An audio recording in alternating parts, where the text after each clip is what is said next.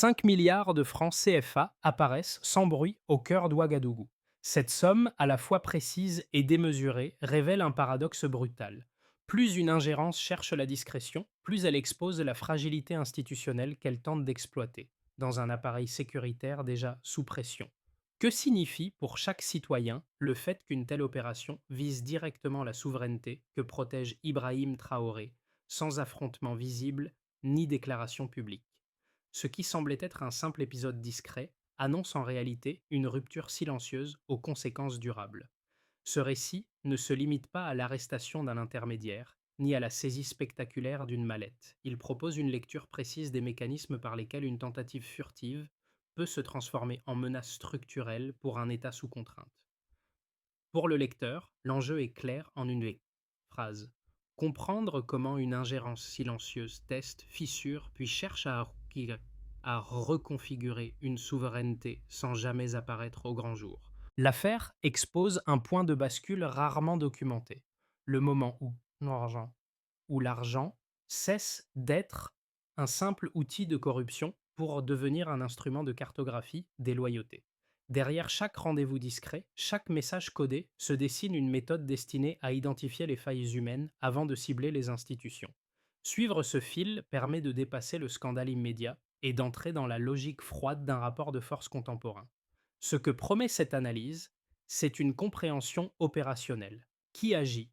Pourquoi ces leviers précis sont utilisés? Et comment une vigilance méthodique peut inverser le sens de l'opération? À ce stade, une question s'impose. Comment une manœuvre pensée pour rester invisible a-t-elle commencé à se trahir dès ses premiers pas? 5 milliards de francs CFA. Ce chiffre, à lui seul, agit comme un révélateur immédiat. Sa précision indique que l'opération n'était ni improvisée ni marginale, mais conçue longtemps à l'avance pour pénétrer des zones ciblées de l'appareil sécuritaire.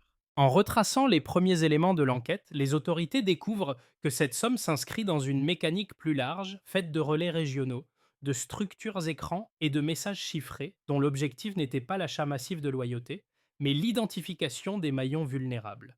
Ce premier dévoilement répond à la question initiale. L'argent n'était pas la finalité, mais l'outil.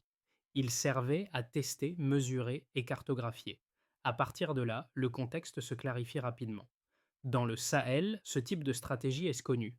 Approche graduelle, langage volontairement flou, promesses présentées comme transitoires et construction d'un récit de transition maîtrisée destiné à rendre acceptable une reconfiguration progressive du pouvoir.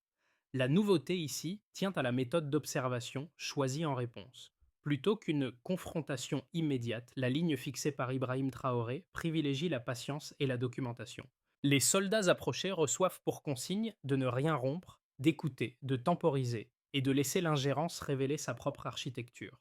Chaque rencontre devient alors une source d'information. Les lieux choisis, cafés discrets, parking neutre, salons d'hôtel, ne sont plus anodins, mais intégrés à une cartographie en construction. Les mots répétés, les silences, les délais demandés composent un langage indirect que les enquêteurs apprennent à lire. Progressivement, l'affaire cesse d'être un simple incident pour devenir un cas d'école. Elle montre comment une tentative isolée peut s'inscrire dans un système plus vaste, où l'influence se diffuse par petites touches plutôt que par chocs frontaux. Ce contexte éclaire une réalité essentielle. La menace la plus efficace n'est pas toujours celle qui se voit. À ce stade, une interrogation demeure ouverte. Si une telle mécanique a pu être détectée une fois, combien d'autres, encore invisibles, pourraient être en cours sans laisser de traces immédiates? Au cœur de cette séquence, quelques acteurs discrets deviennent des points d'appui pour comprendre la portée réelle de l'opération. Il ne s'agit pas de figures héroïques mises en avant, mais de soldats de terrain habitués aux zones sensibles du Nord, où la prudence est une compétence quotidienne. Leur valeur tient moins à leur rang qu'à leur capacité à lire les intentions derrière les mots. Approchés sous couvert d'un soutien discret, ils perçoivent rapidement que la proposition ne vise pas une aide ponctuelle, mais l'ouverture d'un doute calculé au sein de la chaîne hiérarchique. Deux situations illustrent ces impacts précoces. Dans un premier échange, l'intermédiaire insiste sur la nécessité d'une évolution politique sans heurts, tout en évitant soigneusement toute précision opérationnelle. Cette ambiguïté, répétée, alerte immédiatement les soldats. Elle signale une volonté de tester leur seuil de tolérance. Dans un second temps, des messages chiffrés et des rendez-vous déplacés traduisent une montée en intensité, comme si le réseau cherchait à mesurer la vitesse de réaction des interlocuteurs. Ces micro-événements produisent des effets rapides. En interne, ils renforcent la cohésion entre unités, car l'information circule de manière contrôlée et structurée.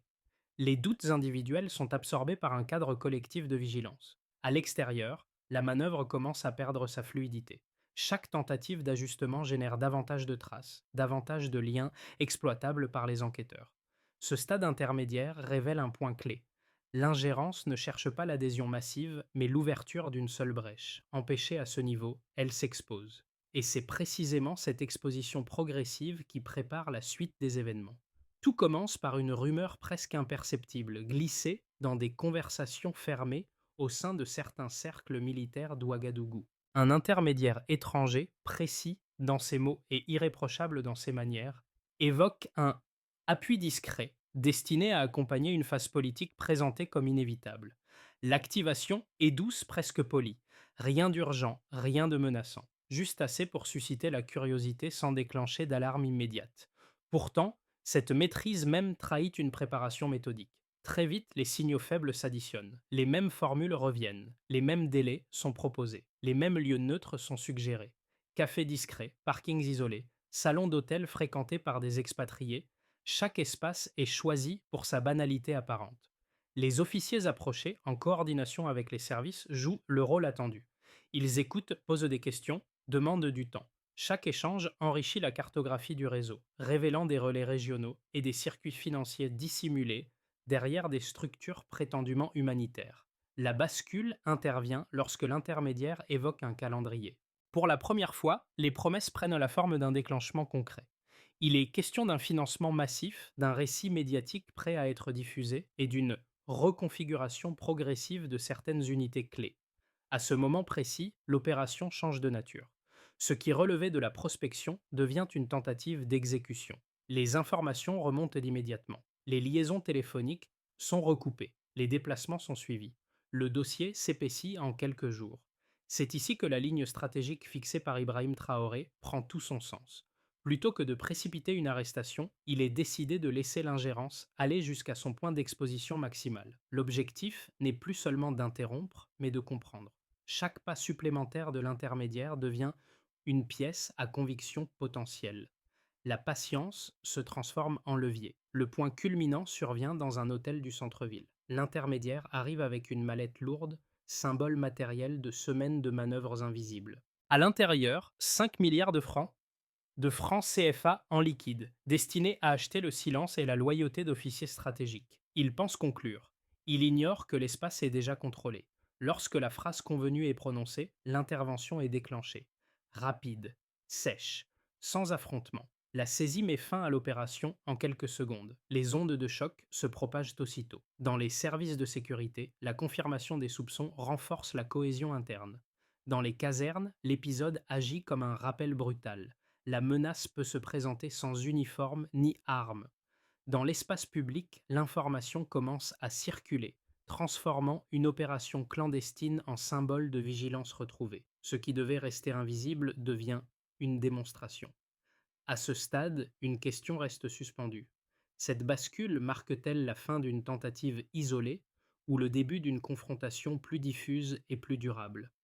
Le passage du récit à la preuve repose sur trois blocs chiffrés qui transforment un incident sécuritaire en démonstration structurelle. Le premier concerne les flux financiers.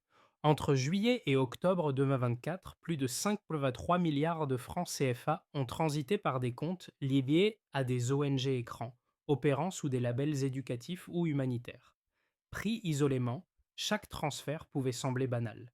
Mis bout à bout, ils dessinent un schéma anormal par sa concentration temporelle et par l'absence de justification opérationnelle cohérente. Autrement dit, un volume habituel, faible pour ces structures, bascule soudainement vers des montants élevés sur une période courte, signalant une activation ciblée. Le deuxième bloc porte sur la communication. En moins de 3 semaines, 32 appels cryptés sont identifiés entre les personnes arrêtées et leurs correspondants étrangers. Ce chiffre n'a de sens que replacé dans son contexte. La fréquence des échanges augmente précisément lors des tentatives de perturbation observées sur certains axes militaires du Nord. La corrélation temporelle est suffisamment nette pour indiquer une coordination ajustée en temps réel. Chaque appel n'est pas une instruction isolée, mais un maillon d'une synchronisation destinée à tester les réactions, ajuster les discours et valider les étapes suivantes. Ici encore, la comparaison avant/après est parlante. Un trafic quasi inexistant devient soudain dense et régulier. Le troisième indicateur mesure la réaction nationale. En 48 heures, plus de 1,2 million de messages de soutien circulent sur les réseaux sociaux et les plateformes locales. Ce volume dépasse largement les mobilisations habituelles liées à des annonces sécuritaires. Il traduit une perception collective immédiate. L'affaire est comprise comme une atteinte directe à la souveraineté. Cette donnée n'est pas seulement sociale, elle devient stratégique. Elle montre que l'environnement narratif que le réseau cherchait à façonner lui échappe brutalement. Le delta est ici symbolique mais massif, d'une tentative d'influence discrète à une visibilité incontrôlée. Pris ensemble, ces trois ensembles chiffrés éclairent la logique profonde de l'opération. L'argent sert à ouvrir des portes, la communication à coordonner et le récit à légitimer. Aucun de ces leviers ne fonctionne seul. Leur efficacité dépend de leur alignement. En commentant ces éléments, Ibrahim Traoré insiste sur une réalité souvent négligée. La conflictualité contemporaine se déploie dans des zones grises mesurables seulement si l'on accepte de croiser données financières, signaux numériques et réactions sociales. Ces chiffres permettent ainsi de sortir du registre de l'intuition. Ils rendent l'ingérence traçable, comparable, analysable. Et surtout, ils posent une base pour la suite. Une fois la mécanique rendue visible, quelles réponses peuvent réellement empêcher sa reproduction sous d'autres formes? Après la révélation de l'opération, deux lectures opposées s'imposent rapidement dans le débat public et diplomatique. La première, portée par plusieurs analystes internationaux et certaines chancelleries occidentales, appelle à la prudence. Selon cette position, une rupture trop nette avec les partenaires historiques risquerait d'isoler davantage un pays déjà soumis à de fortes contraintes sécuritaires et budgétaires. L'argument est structuré autour d'une idée centrale. Dans un environnement instable, les financements extérieurs, même imparfaits, constituent un amortisseur indispensable. Suspendre ou remettre en cause ces appuis créerait un vide que l'État ne pourrait combler seul à court terme. Un second argument complète cette lecture. Pour ces mêmes observateurs, l'affaire de la mallette serait un épisode exceptionnel, non représentatif d'une stratégie systémique. Ils estiment qu'extrapoler à partir d'un cas isolé pourrait conduire à des décisions excessives, affaiblissant des coopérations jugées essentielles.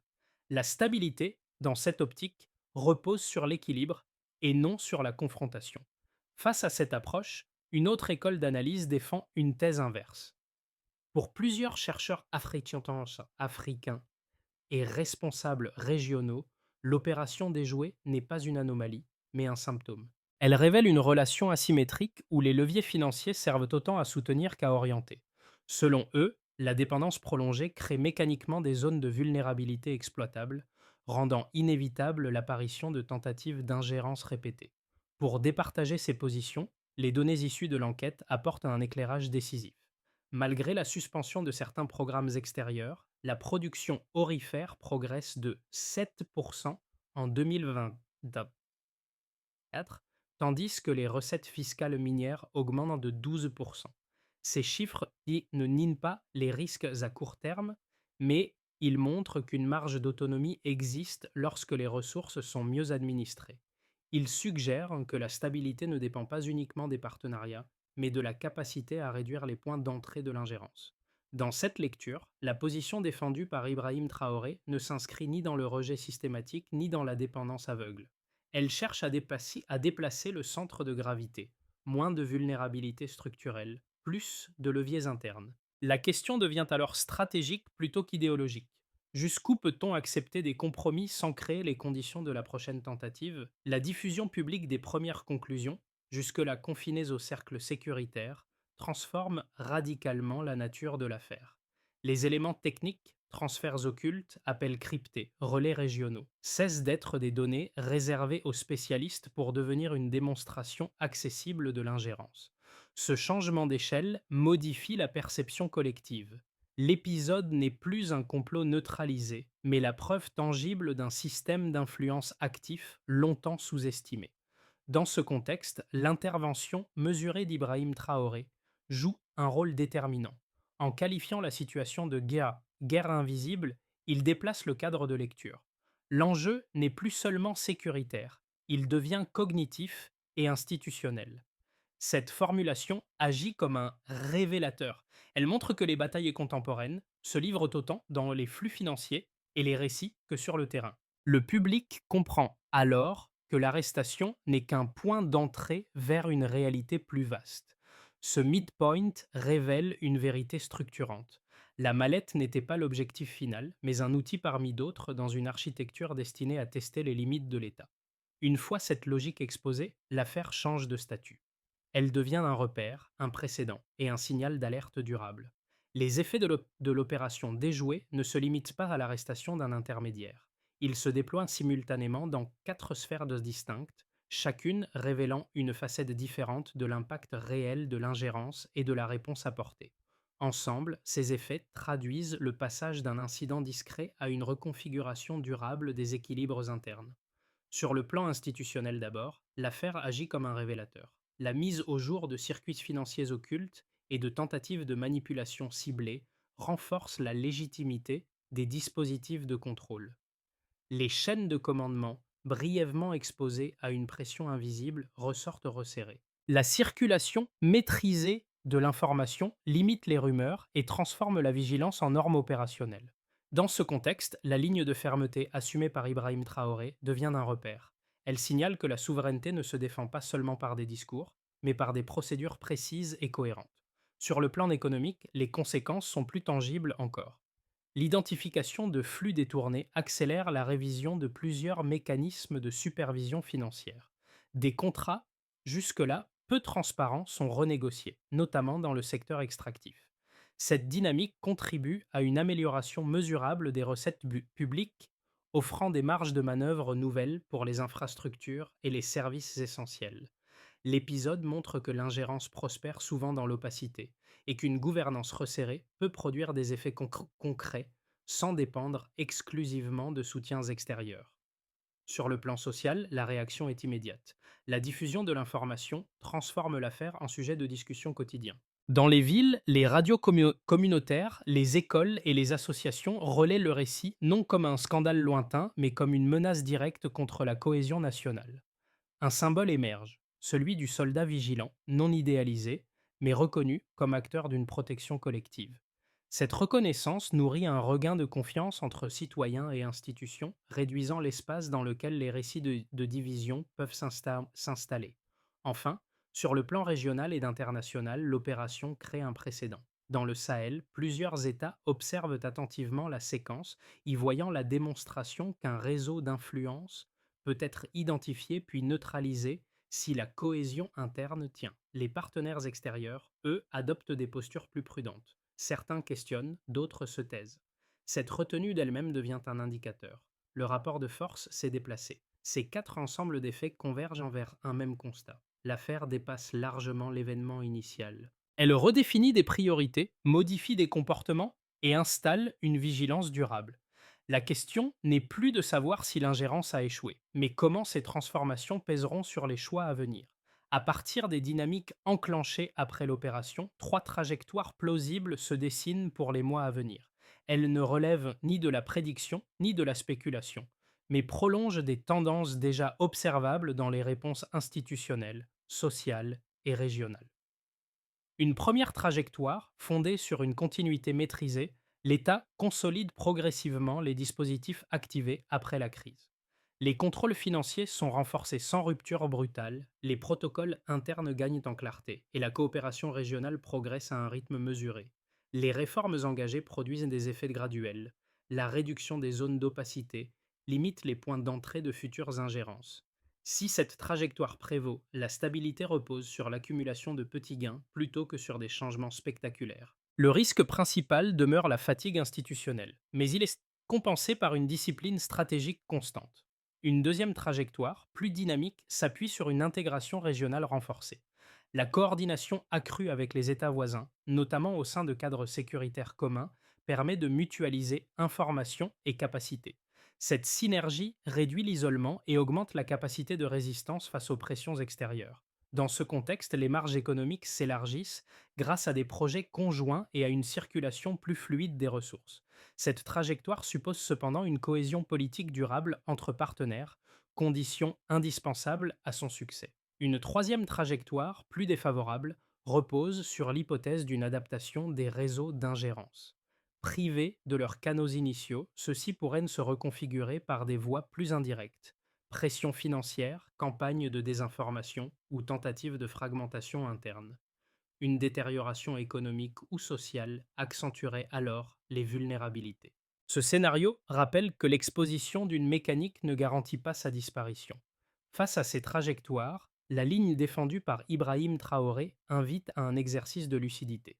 Il ne s'agit pas de choisir un avenir idéal, mais d'identifier ce qui est maîtrisable et ce qui reste fragile.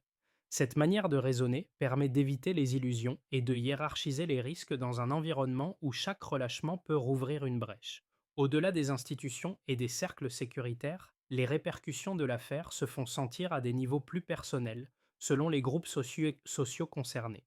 Chacun interprète les événements à travers son expérience propre, mais un fil commun apparaît. La souveraineté cesse d'être une abstraction lointaine pour devenir un enjeu concret du quotidien. Dans les espaces urbains, l'épisode agit comme un déclencheur de parole. À Ouagadougou, comme dans d'autres centres, les discussions s'intensifient dans les radios locales, les établissements scolaires et les lieux de travail. Beaucoup réalisent que les menaces contemporaines ne prennent pas toujours la forme d'une violence visible. Cette compréhension nourrit une attention accrue aux signaux faibles, aux récits qui circulent et à la manière dont l'information est présentée.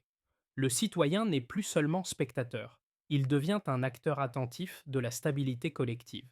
Pour les jeunes, souvent confrontés à des perspectives incertaines, l'affaire produit un effet différent. Elle met en lumière le lien direct entre engagement civique et résilience nationale. Certains s'impliquent davantage dans des initiatives locales, des projets associatifs ou des espaces de débat. Cette mobilisation n'est pas uniforme, mais elle traduit une volonté croissante de ne plus subir passivement les décisions prises ailleurs. La vigilance devient une forme d'appropriation du futur. Dans les zones rurales, l'impact est plus silencieux mais tout aussi significatif. Les communautés y perçoivent clairement que la stabilité politique conditionne la continuité des activités agricoles, des coopératives et des solidarités locales. L'ingérence déjouée est comprise comme une menace potentielle contre ces équilibres fragiles. Le soutien aux institutions s'exprime alors moins par des discours que par une adhésion pragmatique à l'ordre collectif. À travers ces groupes, une même dynamique se dessine. L'affaire crée un pont entre décisions stratégiques et réalité vécue. Elle rappelle que la vigilance n'est pas réservée aux experts, mais qu'elle repose aussi sur une compréhension partagée des enjeux. Pour éviter que l'affaire ne reste un épisode isolé, les autorités burkinabées élaborent une feuille de route structurée autour de réponses mesurables et coordonnées. L'objectif n'est pas de réagir dans l'urgence, mais d'installer une discipline durable capable de réduire les vulnérabilités exploitées par l'ingérence. Sous l'impulsion d'Ibrahim Traoré, cette approche privilégie la clarté des rôles, la traçabilité des actions et l'évaluation continue. D'abord, le renforcement des contrôles financiers. Les structures associatives et humanitaires opérant dans des secteurs sensibles sont soumises à des audits réguliers. Les transferts dépassant certains seuils déclenchent automatiquement des vérifications croisées. L'efficacité de ce dispositif se mesure non par le nombre d'arrestations, mais par la diminution des flux opaques détectés sur la durée. Ensuite, la formalisation de protocoles internes au sein des forces de sécurité. Les approches suspectes font désormais l'objet de signalements standardisés, permettant une remontée rapide et homogène de l'information. Les formations insistent sur la reconnaissance des signaux faibles plutôt que sur la réaction tardive à une menace avérée. Le critère d'évaluation devient la rapidité de détection, non la gravité de l'incident. Puis, l'implication du tissu social. Des programmes de sensibilisation à la désinformation et aux influences hybrides sont introduits dans les collectivités locales et les établissements scolaires. Leur impact se mesure à la participation et à la qualité des échanges publics qu'ils suscitent. Enfin, la coordination régionale est consolidée par des mécanismes de veille partagés avec les États voisins. L'enjeu est d'anticiper plutôt que de subir. Cette feuille de route transforme ainsi la souveraineté en pratique quotidienne fondée sur l'observation, la coopération et l'ajustement continu. Au moment où la séquence s'apaise, l'attention se porte naturellement sur ceux qui ont tenu la ligne la plus discrète. Les soldats infiltrés, qui ont accepté d'écouter sans céder, incarnent une forme de courage silencieux. Leur rôle n'a rien de spectaculaire, mais il rappelle qu'une vigilance patiente peut neutraliser des stratégies élaborées sans recourir à la force. Dans leurs gestes mesurés, beaucoup reconnaissent aujourd'hui un repère collectif. La figure d'Ibrahim Traoré s'inscrit dans ce même registre. Elle n'apparaît pas comme un centre unique, mais comme un point d'ancrage qui donne une direction tout en laissant la place à l'intelligence collective. Cette posture, faite de retenue et de fermeté, permet de relier des décisions stratégiques à des comportements quotidiens. Elle transforme une crise en apprentissage partagé, où chaque acteur comprend mieux son rôle. Le récit de ces semaines devient alors plus qu'une chronologie. Il se mue en mémoire commune, rappelant que la souveraineté ne repose pas uniquement sur des institutions, mais sur des réflexes entretenus. Lorsque la tension ne se relâche pas, même les mécanismes les plus dissimulés perdent leur efficacité. Une idée s'impose, simple et durable. La vigilance partagée peut encore infléchir un destin. À ce stade, l'affaire ne se referme pas comme un dossier classé. Elle laisse derrière elle une question ouverte, presque inconfortable. Que fait-on collectivement de ce que l'on a compris? Les événements récents montrent que la souveraineté n'est ni un slogan ni une posture figée. Elle se construit dans l'attention portée aux détails, dans la capacité à relier des faits apparemment dispersés, et dans le refus de considérer l'ingérence comme un phénomène abstrait ou lointain. Ce récit invite donc moins à une conclusion qu'à une continuité. Les débats qui émergent dans les quartiers, les radios locales, les lieux de travail ou les espaces numériques sont déjà une forme de réponse. Ils témoignent d'un déplacement. La compréhension partagée devient une première ligne de défense. Dans ce cadre, la posture défendue par Ibrahim Traoré trouve un écho particulier, non comme un modèle à suivre aveuglément, mais comme un point de départ pour réfléchir aux responsabilités de chacun. Si cette analyse vous interpelle, prenez le temps de prolonger la discussion. Questionnez les récits, confrontez les points de vue, partagez vos lectures. Car une souveraineté vivante ne se protège pas seule. Elle se cultive dans l'échange, la lucidité et l'attention collective.